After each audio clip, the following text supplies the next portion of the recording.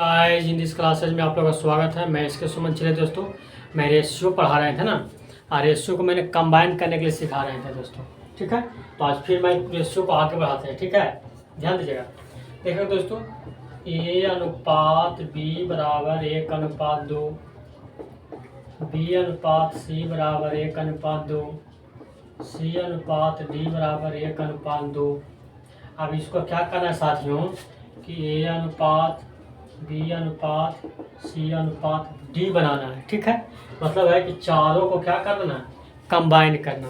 तो इसको भी मैंने पहले क्या करेंगे दोस्तों, इसको भी दो मेथड से बताऊंगा, लेकिन मैंने जो पहला मेथड है उसको प्रीफर करूंगा दोस्तों। सेकंड मेथड से भी बताऊंगा लेकिन बाद में। पहला मेथड में मैंने क्या बताया था कि किसी का भी मान पहले लिख लीजिए।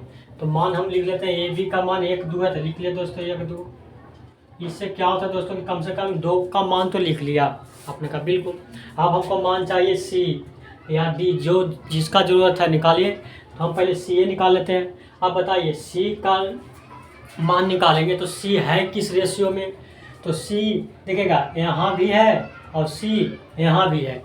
तो अब किस रेशियो से चलना है, तो बताइए दोस्तों कि यदि हम सी इससे चलते हैं, ठीक है, क्यों, क्योंकि सी यहाँ है तो मान निकल जाएगा। तो बताइए जब सी इस रेशियो से चलेंगे दोस्त, तो इस रेशियो के साथ सी में, इस रेशियो में सी के साथ है क्या, तो डी है। तो अब डी जो है दोस्तों उसका मान पता रहना चाहिए ना। तो बताइए डी का मान नीचे है, पता ही नहीं है। तो जब डी का मान पते नहीं है दोस्तों तो सी का मान निकलेगा नहीं निकलेगा। तो हमको मतलब है कि इस रेशियो से हमको चलने नहीं चाहिए। क्यों, क्योंकि जब इस रेशियो से चलेंगे तो डी का जरूरत पड़ेगा, तो डी का मान पते नहीं है। तो अब हम इस रेशियो से चलेंगे, इस रेशियो से चलेंगे दोस्तों, तो सी के साथ ही कौन है, बी। अब बी जो देखेंगे तो बी का मान पता है। तो मैंने बताया था पिछला बार कि जिसका मान निकालना है उसके साथ जो भी है दोस्तों उसको देखिए कि नीचे उसका मान पता है। तो बताइए सी का मान चाहिए था, तो सी का मान क्या है यहाँ, साथ सी के साथ बी है। अब बी का मान पता है, इसका मतलब हम सी का मान इस रेशियो से निकलेगा या सी का मान इस रेशियो से निकलेगा। तो आप कह रहे हो सर सी का मान इस रेशियो से निकलेगा, इस रेशियो से नहीं निकलेगा। ठीक है दोस्त, तो चलिए हम इस रेशियो से चलेंगे। अब चलेंगे दोस्तों, तो यहाँ बताइए बी का मान 2 है, यहाँ बी का मान कितना दोस्तों 1 है। तो 2 की तुलना 1 से, सी निकालना है 2 से गुना, हो गया। अब क्या करेंगे दोस्तों, यहाँ तो आ गया कितना, यहाँ कुछ ना करते 2 दूनी 4 आ गया, एक एक्स्ट्रा पाव कर देते हैं, 1:2:4 आ गया, कोई दिक्कत नहीं। अब देखिए दोस्तों डी चाहिए, तो डी इस रेशियो में है और डी के साथ सी है। अब देखिएगा सी का मान पता है तो पता है, मान निकल जाएगा। देखिए सी 4 है, लिखिए 4, यहाँ सी कितना है 1 है, 1 निकालना है डी, तो 2 से गुना चलेगा। यहाँ जाएगा 1:2:4:8 हो गया। इसका मतलब है कि ए बी सी डी का रेशियो कितना जाएगा दोस्तों, 1:2:4:8। ठीक है, तो इसमें भी आपको क्या करना है कि हम किस रेशियो को लेकर के काम करें कि हमका मान निकल जाए। तो उसके लिए मैंने बताया था साथियों कि जिसका मान निकालना है उसके साथी को देखिए कि नीचे पता मान है उसका। तो मैंने सी का मान निकालना था यहाँ, तो डी साथी है तो डी का मान इसे पता नहीं था, तो इसलिए हम सी का मान निकालने के लिए इससे नहीं चलेंगे। ठीक है, चलिए अब करेंगे सर सेकेंड मेथड बताइए। तो मिटा देते हैं दोस्तों, मिटा दीजिए। चलिए पहले आप बताइए दोस्त, पहले देखेगा यहाँ बी है यहाँ बी है, तो पहले ये दोनों बी को बराबर करते हैं। आपने कहा कर दीजिए सर।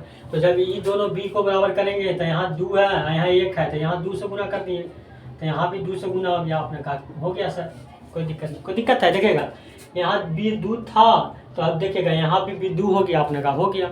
चलिए अब देखेंगे, अब ये दोनों में मिला है कौन सी और सी, तो यहाँ दोनों में सी मिला तो सी बराबर होना चाहिए। तो यहाँ सी 4 है यहाँ सी 1 है, तो यहाँ 4 से गुना कर देंगे। जब इधर गुना है 4 से तो इधर भी 4 से हो गया। चलिए दोस्तों आपका काम हो गया। आप कुछ नहीं करना है, ए अनुपात बी अनुपात सी और डी लिख देना है। बताइए ए कितना है दोस्तों 1, तो 1 लिख दिया। बी के मान देखिए यहाँ 2 है, बी का मान भी यहाँ 2 है तो 2 हो गया। सी के मान देखिएगा यहाँ भी 2 दूनी 4 है, सी का मान यहाँ भी 4 है, लिख दिया 4। डी का मान 8 हो गया। ठीक है दोस्त, तो आपको जैसा आसान लगे वैसा आप बनाइए। दोनों मेथड मैंने बना दिया। अब आगे चलते हैं, चलेगा।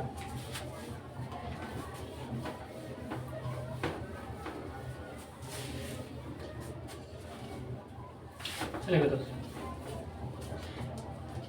ठीक है। आगे चलते हैं।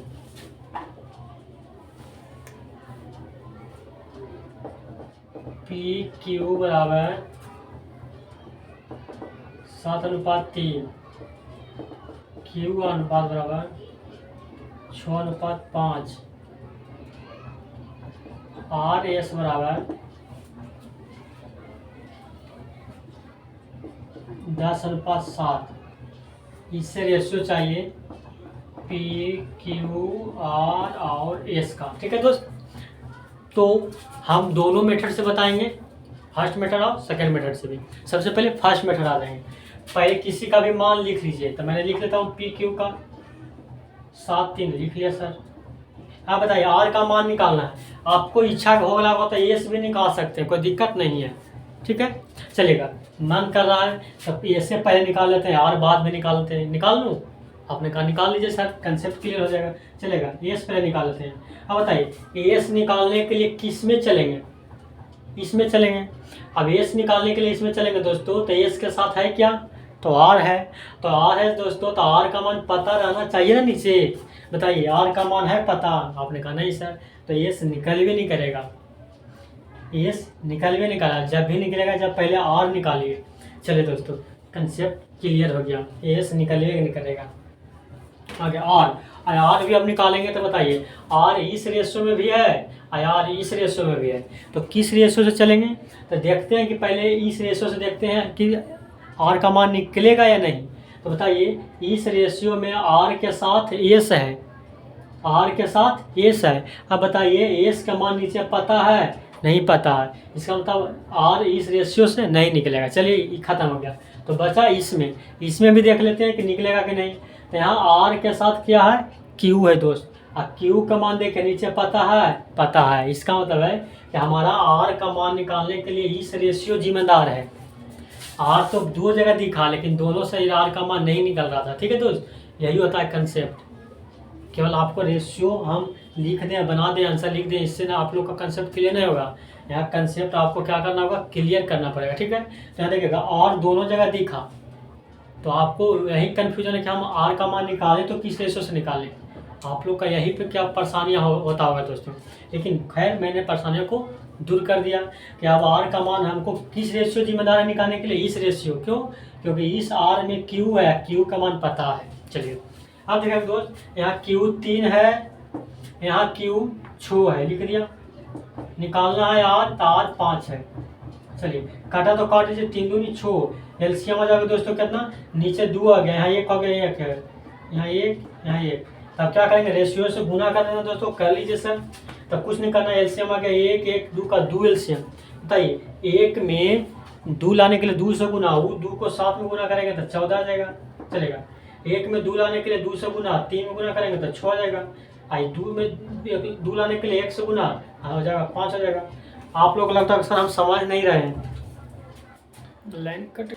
चलिए दोस्तों, आप लोगों कह रहे हो कि सर हम समझ नहीं पाए, तो यदि नहीं समझ पाए दोस्तों इस चीज़ को, तो कुछ नहीं करेगा। इसको तो ऐसे तो कर सकेगा कि एलसीएम कितना आया था दोस्त? एलसीएम आया था 2, तो 2 यहाँ भी गुना कर दीजिए, 3/1, 2 यहाँ भी गुना कर दीजिए, 5/2, तो 2 यहाँ भी गुना कर दीजिए। एलसीएम जो है उस सभी में गुना कर दीजिए। अब देखेंगे दोस्तों, यहाँ 7 दूनी 14 आ जाएगा, यहाँ 3 दूनी 6 आ जाएगा, यहाँ 2 से 2 कट जाएगा, 5 आ जाएगा।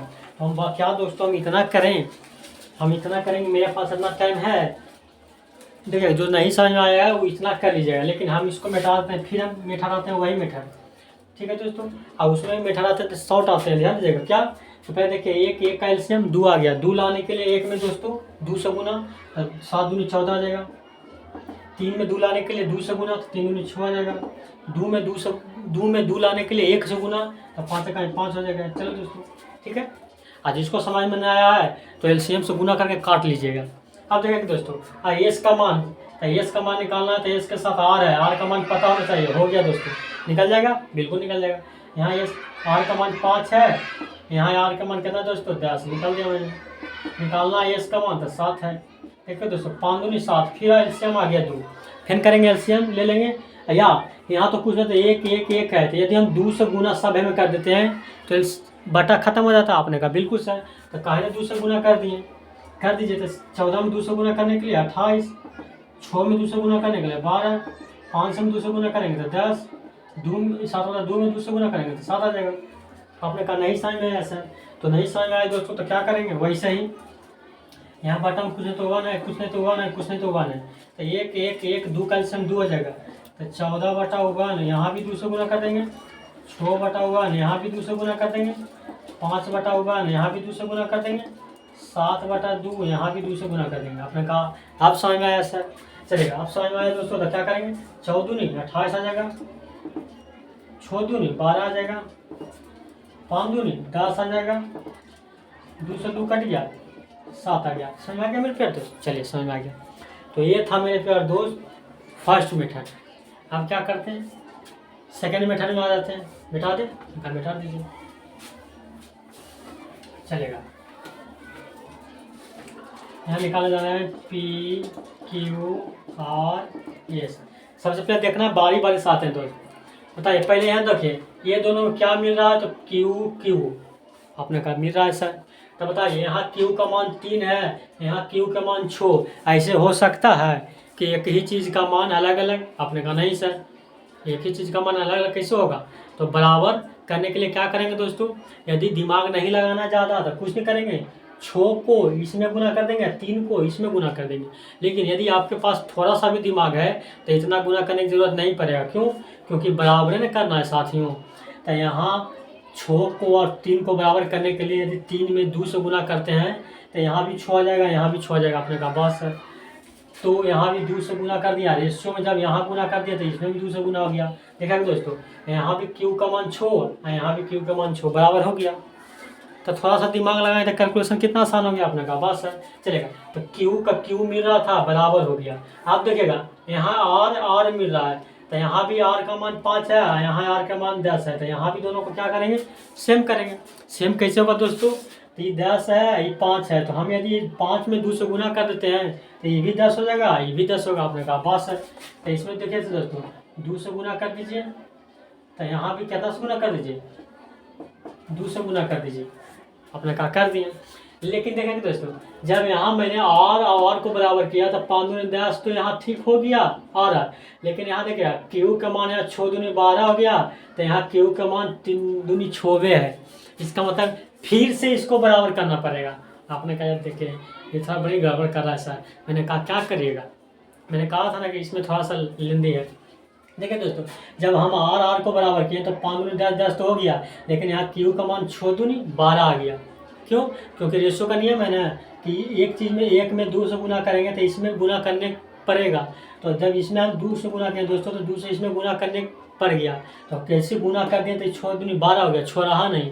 और जबकि यहाँ Q का मान 6 है, तो बताइए यहाँ 6 है, यहाँ 12, ऐसे हो सकता है। तो क्या करेंगे, इसको 12 करने के लिए एक बार और 2 से गुना कर देंगे। इसका मतलब यहाँ भी 2 से गुना और हो गया। आप जाकर के आपका काम हो गया। आप लिख लीजिए दोस्तों, आंसर आ जाएगा। देखिए कैसे, P का मान 7 दूनी 14 दूनी 28 लिख दिया 28 दोस्तों। Q का मान 3 दूनी 6 दूनी 12 लिख दिया। देखिएगा यहाँ भी 12 है Q का मान। R का मान 5 दूनी 10 5 दूनी 10 हो गया दोस्तों। S का मान 7। देखिएगा यही आंसर आया था ना मेरे प्यार दोस्त, आपने कहा आया था सर। तो आपको जिस मेथड अच्छा लगता है अपनाइए। मैंने दोनों मेथड बता दिया, ठीक है। पहला कि कंपेयर करके बनाने के लिए, दूसरा कि रेशियो में ही आप क्या करिए, बराबर करके बना सकते हैं। ठीक है दोस्तों, चलिए आगे। हाँ दोस्तों, मैंने कुछ थोड़ा सा भूल गए थे कि पहले मैंने कंबाइन करने के लिए सिखा दिया। पहले सिखाना था क्या जानते हैं दोस्तों, कि पहले रेशियो लिखने के लिए सिखाना था। खैर कोई बात नहीं है। तो हालांकि उससे इसमें कोई रिलेशन लेना देना कुछ है नहीं, ये भी अलग कंसेप्ट है और वो भी अलग कंसेप्ट है, लेकिन फिर भी मैं उस पर आ जाता हूँ। ठीक है, पहले इतना लिख लीजिए।